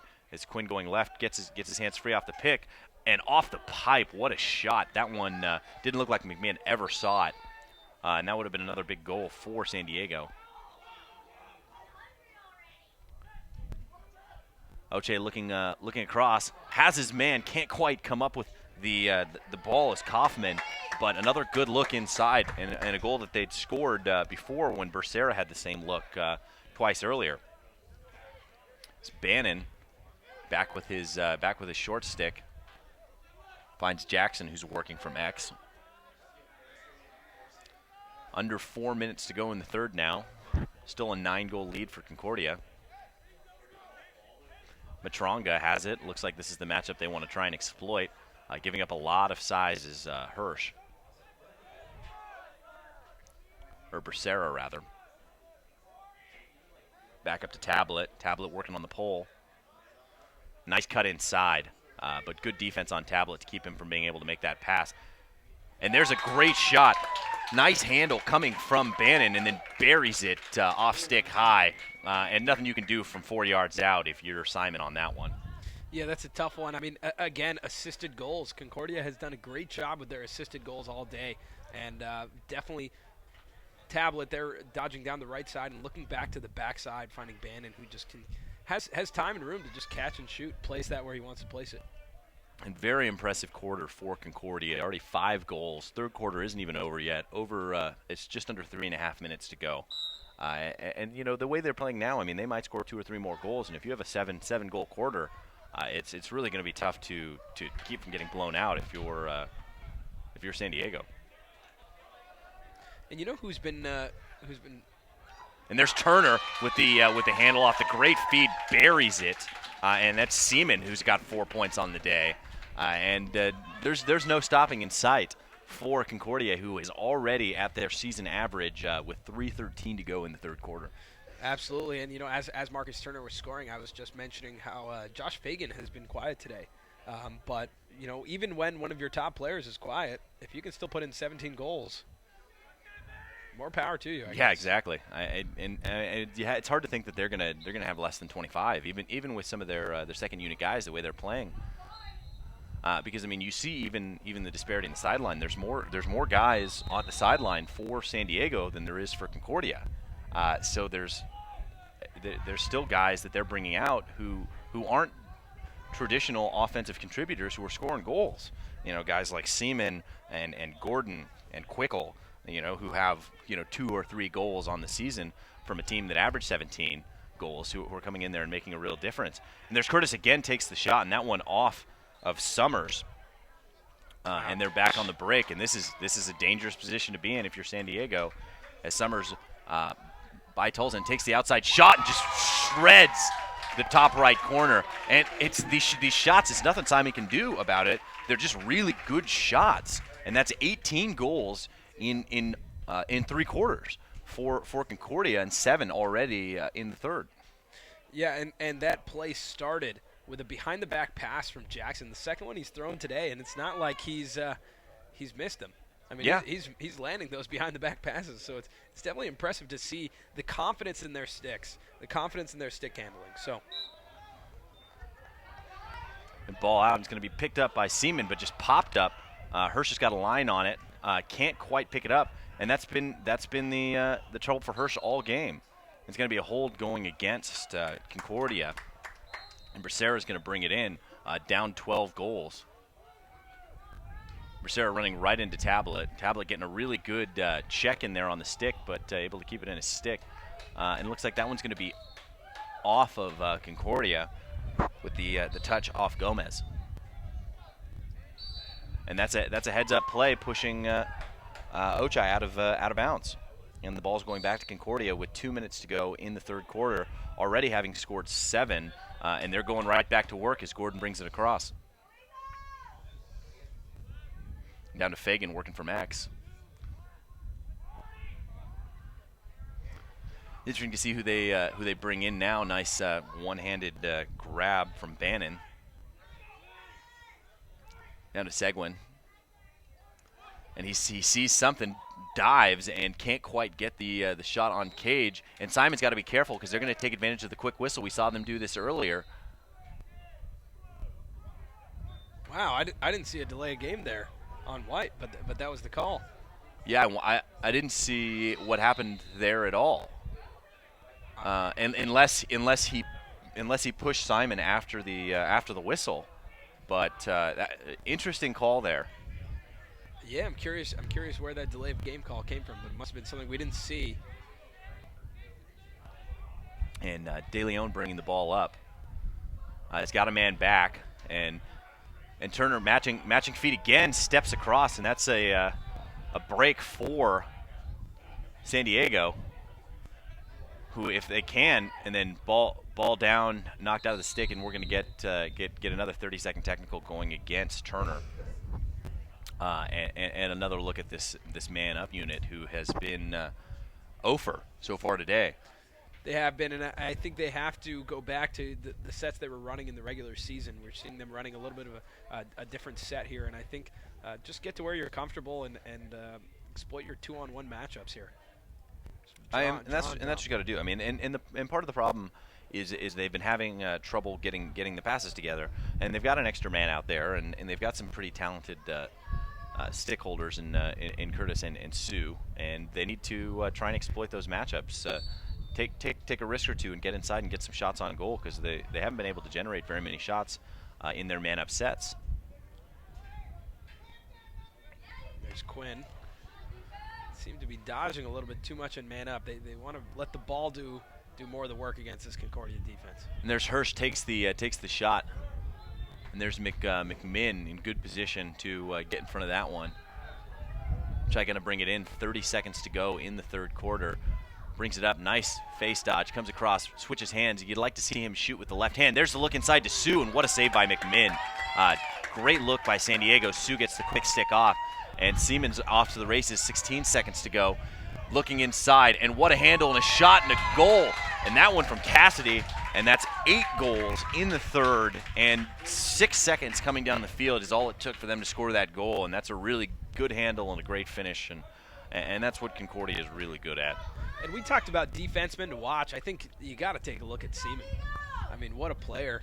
Just it can play both ways. That's the kind of LSM that you want to have on your team. Exactly. I mean, looking like a Matt Walrath out there. I mean, he's got 5 points today. I mean, if you get 5 points from your LSM, that'll put you in a position to win. And 12 seconds to go, and you know if Concordia is able to win this ball, they're going straight back to the cage. And opts to win it backwards is Quickle, and 7 seconds to go. I think he's just gonna hold this one, and that's a heads-up play. You know, you stop San Diego from having an opportunity to try and score any goals here, and that's gonna do it for 3.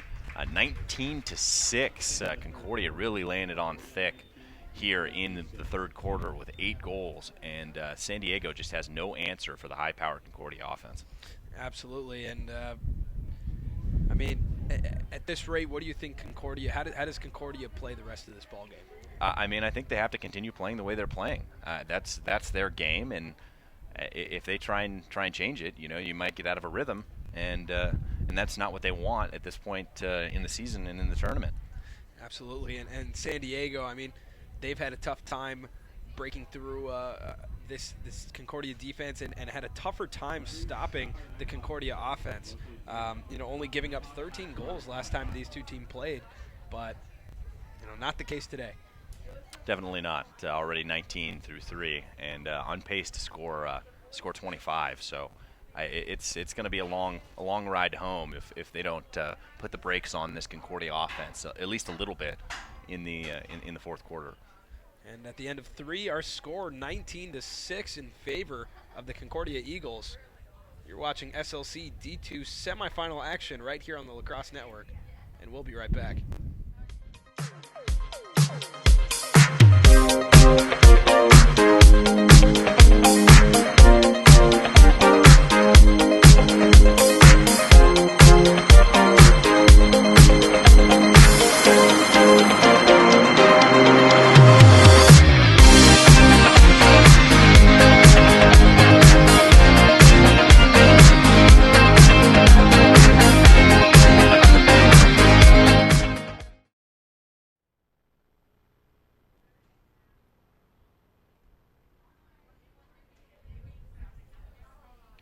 Welcome back. Just about underway in the fourth quarter. You're watching the SLC Division II semifinals live on the Lacrosse Network. I'm Chris Marshall, joined by Samir Chaudhry. Definitely feel free to send us your tweets, comments, questions, anything you got at CMarshallTLN, and also on the feed for the video. We'd love to hear from you. Love to hear where you're watching from, what you're doing, and what you think of the game so far. And Concordia firmly in the driver's seat of this game with 19 goals, and Hirsch wins it to himself, going on the break and having some trouble getting his stick right after picking up the face-off win. And it's going to be a hold going against San Diego. And right back into the break, here comes Gordon.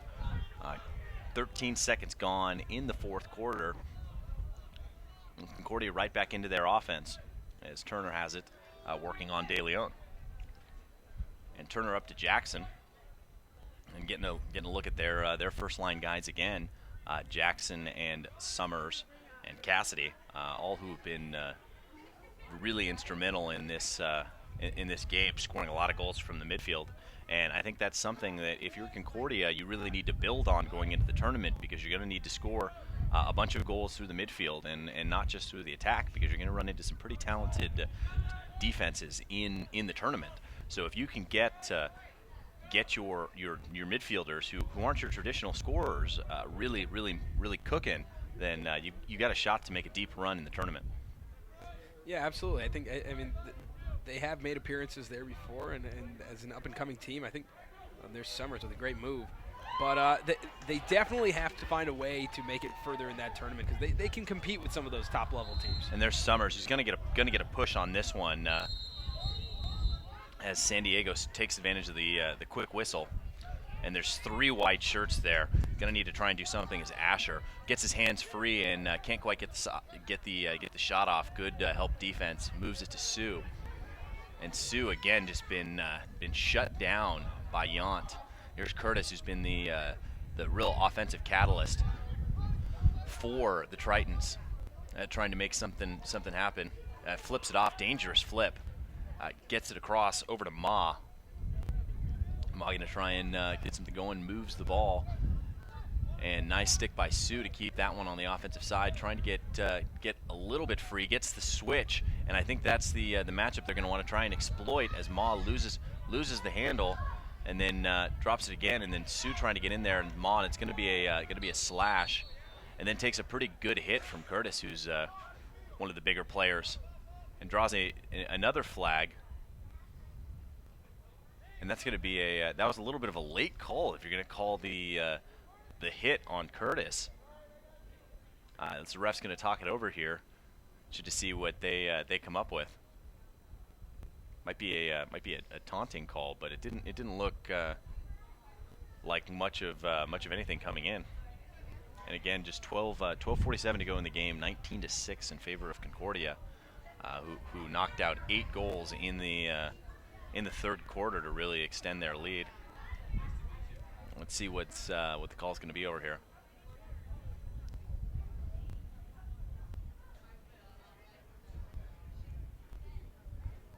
It's going to be a 1-minute slash, and then no flag on San Diego. So there you have it. The other official coming in and saying that hit from Curtis is a clean hit, and we're going to get another look at the extra man unit for San Diego with 12:47 to go in the game. Let's see if San Diego can capitalize here. It's important for them to get some movement, even get a nice shot off in their man-up opportunity. I don't know if they've gotten one yet. Well, and I know the last time these two teams play, Hirsch was the guy who they were looking to on that extra man opportunity, and he had some goals from that right side of the offense. You see him kind of setting up, and they've been looking for that. And there's the shot again off of the defenseman as Gordon's going to run it down, and he's got a world of speed, and he's out on the break. Has Fagan inside, opts to move it to Seaman, and Seaman's all by himself looking for the hat trick. Takes the shot and just shreds that corner. And what a shot by Seaman. Tasher Hatz, he's got 3. 3 goals for Seaman, 20 goals for Concordia now in an impressive game they've had, but so impressed with Seaman. I mean, look at that. Look at that goal. Just dropping his stick low to high and just ripping that. Yeah, chokes up on his stick to get a little bit better handle on what he's doing. But that's 3 goals and 3 assists for Seaman on the day, which is an impressive stat line for anyone, let alone a long stick. And I got to give a shout out to Garrett T, who's watching from Miami. He says Concordia is just dominating with strong defense, and I'd have to agree with that. Yeah, but I mean, it's not like their offense didn't show up today either. Yeah, absolutely, and it's not like their defense can't turn directly into offense with guys like Seaman coming down and having a 6-point day as an LSM. And still pretty much exclusively the first-line guys on attack. I know we saw Sean Lee come in for a couple runs, but these attack guys just staying in the game. Coach McMahon sticking with his A guys, and I can understand that because it's been primarily scoring through the midfield.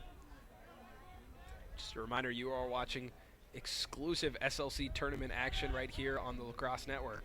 There's Bannon working from X, getting around the corner. Nice help defense from De Leon. Moves it up to Turner. And Turner over to Quickle. Quickle wants the shot, takes it, and off the mark. And it's going to be a possession shot as Seguin backs it up. 11 to go in the game. Still it's a 14-goal lead. As Tablet looking to get inside. Pretty solid flow for 2-2 there. Yeah, absolutely. A couple players on Concordia working with some serious locks. You got Turner there too. Yeah, Turner's got some healthy locks, and there's a look inside. Fagan, no problem on the handle, just buries it, and does a good job of putting it where the goalie's not. After 20 goals, Fagan finally gets his first. It's second on the day. Second on the day, sorry. Yeah, he had a very similar play. Caught a ball from Seguin coming across the middle, and you know I mentioned this earlier. Fagan's got pretty deceptive speed. He's a pretty big kid. I think he's listed about 5'8", 210, which is a large human being. So definitely that first step can get by some of the defenders on the quick cuts. And 10:45 to go. 15-goal lead for Concordia, 21-6. And San Diego trying to stop the bleeding a little bit here. It's Quinn cutting across. Ma gets out of his way, takes his man with him. As Quinn takes the shot, and what a rip! And you see it getting a little chippy out there, and that one's got to be on Gomez as he's getting in there and grabbing the stick and not letting go. But no shortage of emotion from either side here as the Tritons get their first goal of the fourth quarter. And Quinn, what a rip though! Gets free and just cranks it as hard as he can, and a nice goal from him, the freshman midfielder. Yeah, and that's a heads-up play from Ma too. He saw Quinn coming across, cut through the crease, and took his defender with him, and was able to create some space offensively for Quinn to score that goal. Quinn, you were just talking about Josh Fagan at 5'8", 210, and comparing that to Quinn, the freshman from Acalanes High School up in Northern California, 5'8", 150. So definitely a difference in size, across the board. Well, I mean, collectively, I mean, if you're taking a look at the two huddles, it's the guys in white are considerably bigger guys than the guys in blue, and they're definitely using that to their advantage. I mean, they're coming across and they're laying big hits and playing well. So I mean, if you've got the size advantage, you have to use it, and that's exactly what Concordia is doing. With 10:29 to go in the game, up 15 goals. 14. Both Quinn, freshman midfielder from Northern California, and then you have Zane Curtis, somebody whose numbers we've called all day, another freshman from Miracosta High School in Hermosa Beach, California. A little bit bigger though, 6'1", 170, but definitely a bright future for UCSD with all these freshmen getting involved, getting to play against a nationally ranked team like Concordia, and getting experience with that. Yeah, no, and it's and that's what this is about at this point. You got to get those guys, the young guys, some solid experience playing against top-level competition. So you have to think this is probably going to be their last game of the season. Not a real high ranking in the national poll for San Diego. So you got to go out there, and this is gut check time for these kids. I mean, it's hard to think that they'd be able to score 15 goals here in the fourth quarter. So they need to go out there and hold their heads high and continue to play this game hard. And Concordia ranked 5th in the nation right now, just behind Liberty University and our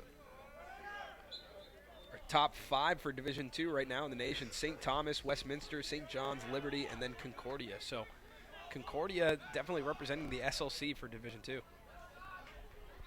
Yeah, and it's good to see that there's a team, with all of the success that the SLC has at the Division I level, with Chapman, Santa Barbara, and ASU, and this year Grand Canyon, as Fagan fights through too, and he's going to bury this one, and he does. That's number 3 for Fagan, and puts it up to 22 with 10 minutes to go, and they could score 30.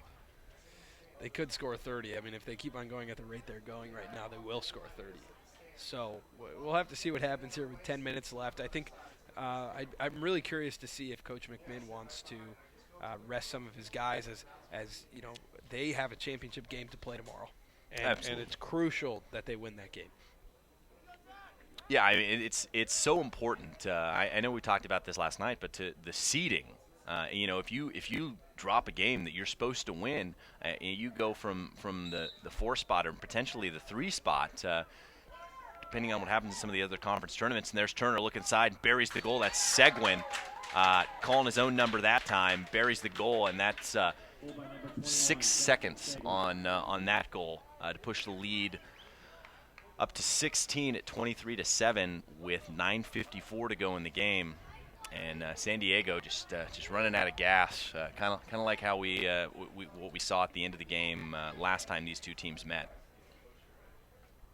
Yeah, you know, San Diego does have a deep sideline. They have a lot of people here with them at the game, but we haven't seen too many different combinations of midfielders or defensemen out there. And there's Turner again, gets it inside. And Colby Maxwell, the sophomore, demitted, getting some work on offense. Just a reminder that our SLC D2 semifinal coverage continues right after this game, 5:30 Pacific time. We have the Occidental Tigers taking on the Cal State Fullerton Titans in what should be a great matchup. And Fagan going to work, moves it up to Quickle. And Quickle definitely getting more offensive runs than he's used to getting, as he is working his way into some of the first line runs. It's Turner trying to turn the corner, gets it across looking for the skip pass, just a little bit behind Matranga there. And the ball's going to go to San Diego with 9:04 to go, 23-7 in favor of Concordia.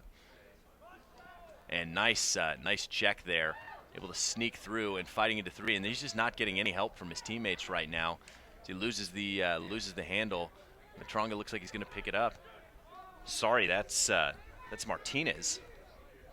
And look inside for Fagan, and Fagan buries it. That's 4 on the day for Fagan, and in a matter of about 90 seconds, that's 3 goals for Concordia to push their lead to 17 goals. And this is a real shellacking. Yeah, and you know, we talked about riding earlier in this game. How about that for a ride right there? Get the ball back and finish it. I also mentioned that I thought you know, Fagan was having a little bit of a quiet day, but 4 goals, not really a quiet day. I mean, that's the thing that's so dangerous about these guys is their transition play, and we talked about that earlier, and that was just not what was really hurting San Diego early, and now that you know, they've had to give some respect to their midfield shooters, the attack has really taken over. Do we know Concordia's scoring record? What the highest number of goals they've scored in a game? At least we can check for this season. Yeah, I mean, I know they dropped. I think they had 22 in a game this season, and I mean, the highest scoring game I've ever seen in the SLC was a Chapman game where they dropped 27 on the SC boys. I know that was always a big matchup for Chapman. Even though SC has never beaten the Panthers. Nice look inside for Fagan again. Takes one in the helmet, draws the flag, finds Seguin, who buries it, and the goal's going to count and the flag after he takes one in the helmet, and that's 25-7, and 7:39 to go. There's no shortage in the goal scoring still for Concordia. And earlier this season, Concordia, when they played Cal State St. Marcos, won by a score of 26-1. So they have scored 26 before. It looks like they might be matching their, 2013 regular season record if they put one more in the back of the net today. Yeah, and this might be one of those things where, I mean, I guess at this point it doesn't really matter, but where, you know, Coach McMinn will leave his guys in there to run the score up a little bit to maintain their spot in the rankings and even try and move up, because, I mean, one spot it could be the difference in, you know, between winning and losing a second round game if you got an easier matchup. So that might be some of the logic that goes into this. But you have to think you're up 18 goals with 7.5 minutes to go. Might be time to clear the bench out here. Yeah, absolutely. And then, you know, they're man up right now as Jackson and Tablet just came in through the box. So let's see if they can put one in here, and then I think that we'll start to see the rest of the bench coming in. I mean, I hope so. I mean, at this point with the game so far in hand, I mean, you'd like to see some other guys get some opportunities, and as well as, you know, just there's no need to beat these guys by 20. Right. De Leon's going to bring it in after the unforced error as Seguin couldn't get the ball, and that's a good check on the bottom hand. That's exactly how they tell you how to do it, and another good one too, and able to stay onside with 4 coming. And De Leon has a pretty good stick. And here comes Curtis, going to get his hands free, going to take the shot, and a little bit too much on that bounce shot. I think shot disrupted just a little bit by Nick Adam coming through, but a pretty good opportunity. And I think they got to get it back to Curtis and see what he can do. Again, he's the one that's been having the most success offensively for San Diego. It's Quinn and Ma over there looking to get in. It's Quinn. Fights off his man, has a lane, gets his hands free, takes the shot, and that's a big goal right over the shoulder of McMinn, and not giving up our San Diego, and that's something you like to see. It shows a lot of character for these guys, not to just roll over, but to continue trying to score goals and keep it closer. And Quinn, De Leon, Curtis, all these guys that we've been talking about throughout this broadcast, all freshmen for San Diego. So absolutely a bright future for this team. Yeah, and Sue is in their points leader is a junior as well, so he's going to have another year to play. Looks like referee calling his time. Not sure what the call was. You're gonna have a reface here? Yeah, interesting. Wow. Give a quick shout out to Noah Vandewater tuning in. Thanks for the comment, Noah. And 6:13 to go in the game. 25 on the board for Concordia as they win that face-off as well. Gordon with the ground ball. Moves it up to Seguin. 6 minutes to go. Down to Seguin and over to Lee in the game. So good to see Lee making an appearance on the on attack. His second of the game, took a few runs in the third quarter. And also staying in on offense is Maxwell.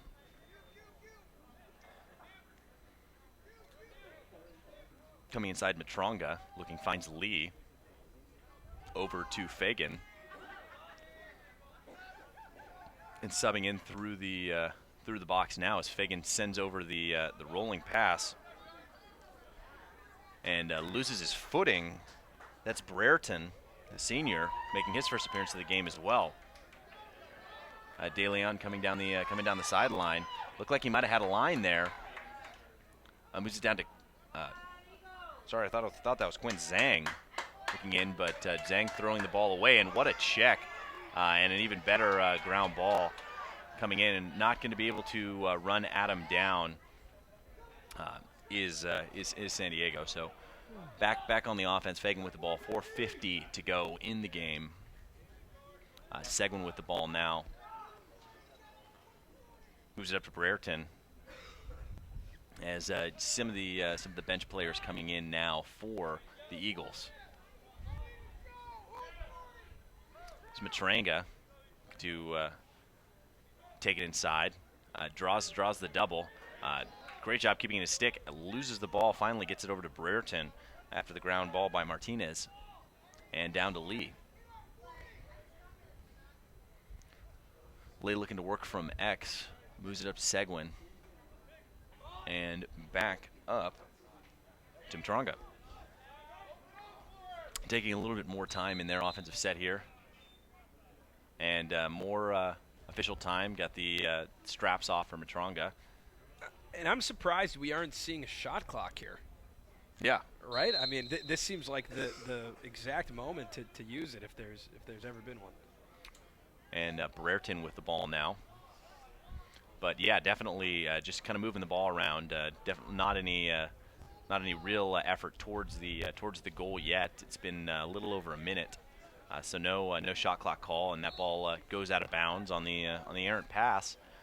And De Leon's going to bring it in for San Diego. 3:40 to go in the game. And still working hard on the ride, and that's a nice switch of hands for Tolson.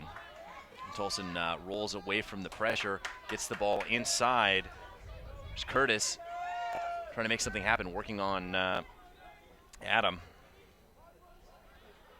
Gets his hands free, takes the shot, and just off the mark, but really doing well to fight through the double team and get his hands free. You can see Curtis calling for the ball again.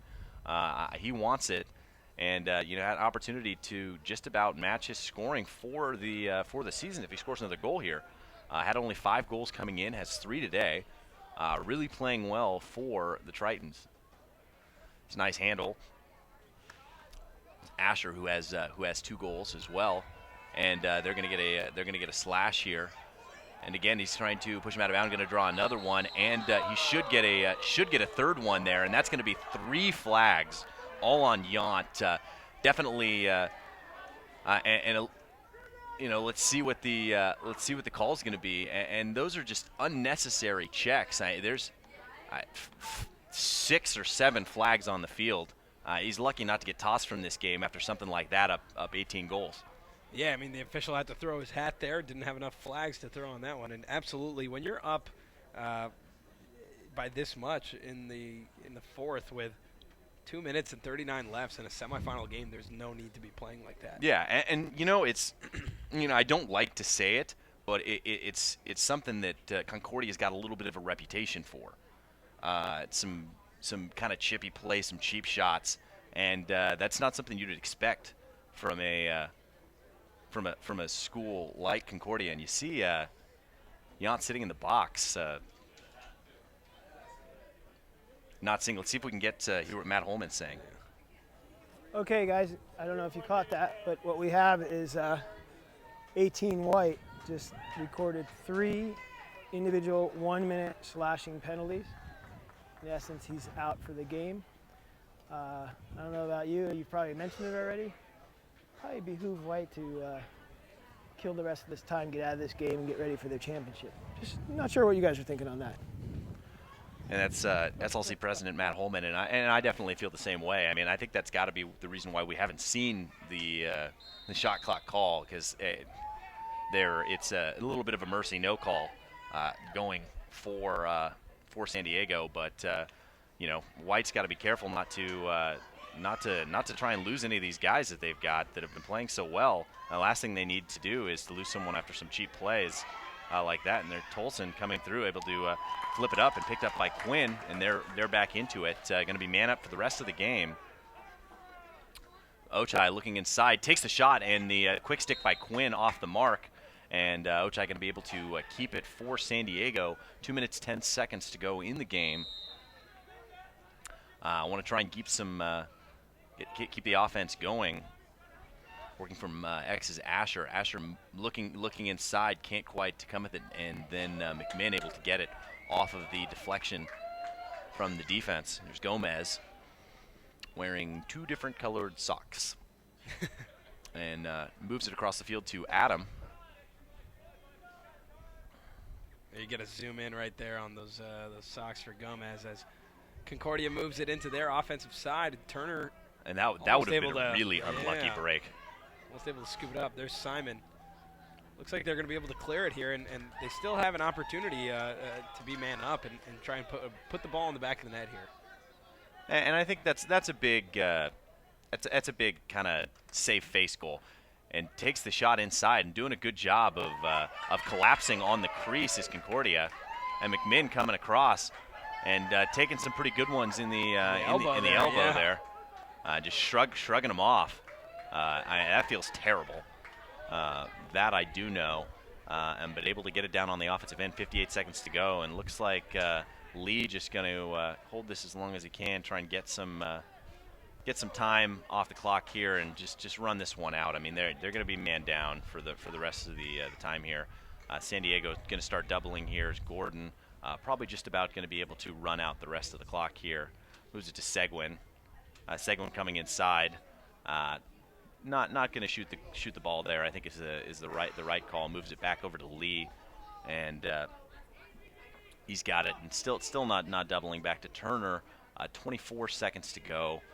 This one has been over for quite some time, but Concordia just running the rest of the clock out as Turner with the big fake holds on to it, moves it to Seguin. 13 seconds to go, and Seguin just moving away from his defenseman and running the rest of this clock out at 2-1, and that's just about going to do it for the game, and a real impressive showing by Concordia, a 25-8 win against a team that they played pretty close during the regular season, and it appears that they are peaking at the right time, scoring a lot of goals and playing well defensively.